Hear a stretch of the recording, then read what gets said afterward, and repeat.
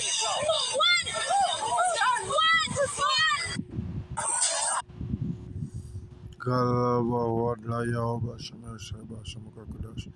belongings to the apostles and elders of great milestone that rule and teach well. Peace and salutations to the brothers in the four corners of this earth pushing the truth in truth. Also in sincerity, Brother Manat is here with another short video. Straight into the point. Alright, about Alright, so the clip I played in the beginning was a clip from Caracas. The day before yesterday, I think it was the day before yesterday. Alright, with the earthquake. Alright, so now we have an article here as well. It says, a rare and powerful string of unrelated earthquakes shook different parts of the globe within a 12-hour window yesterday. The timeline starts in California at 11:10 a.m. Eastern Time with a magnitude 5.6 earthquake, followed by a devastating back-to-back doublet event in Venezuela, and that was the video that was played in the beginning, at 6:04 p.m. Eastern Time and 6:05 p.m. Eastern Time. That caused severe structural collapse in Caracas. The global activity was capped off at 6:30 p.m. Eastern Time when a powerful magnitude 6.9 earthquake struck off the northeastern coast of Japan. Alright. So it says here 4 major earthquakes happen in a single day. Now, the man of the Lord know these things don't happen by coincidence or by mistake. Alright. These things don't work. You know what I mean? The Lord of Sabaoth do leave things up to chance. Alright. It is all what foretold to happen.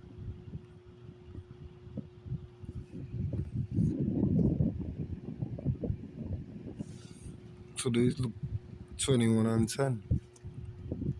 It says, then said he unto them, nation shall rise against nation, and kingdom against kingdom, and great earthquakes shall be in divers places, and famines and pestilences, and fearful sights and great signs shall there be from heaven. Right? So hey, from the rainbow around the sun to, you know what I mean, the US releasing I believe it's either CIA or FBI files on UFOs claiming that, hey, it's really UFOs, all this, so on and so forth. Great signs in heaven, man. But we know them to be what UFOs are, the chariots of the Lord. That we transport out of here. That is the transport we working towards getting how to pay it, a seat on when all hell breaks loose on this planet. Alright? So this is signs in heaven. Pestilence, earthquakes, famines, so on and so forth, and that is all. That was foretold long before today. This was years before, almost 2000 and something years before. Alright. Second is just 9, 6, and 7. It says, even so, the times also of the highest of plain beginnings and wonder and powerful works. The endings 5, from verse 5.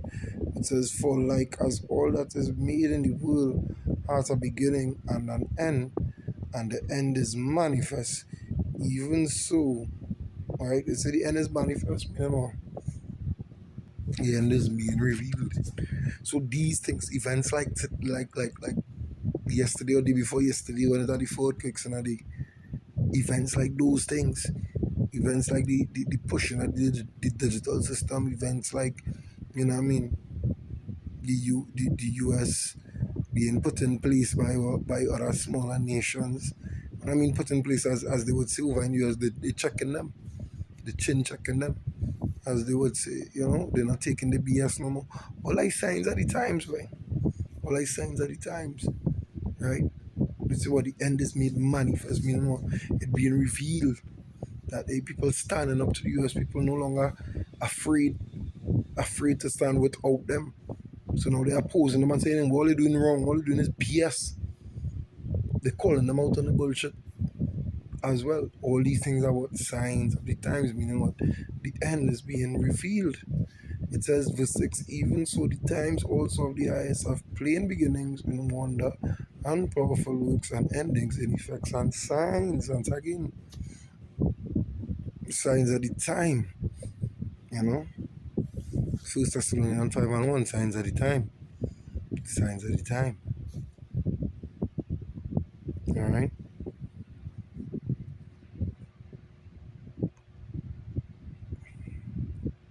I think there's Isaiah 24 and 4 there.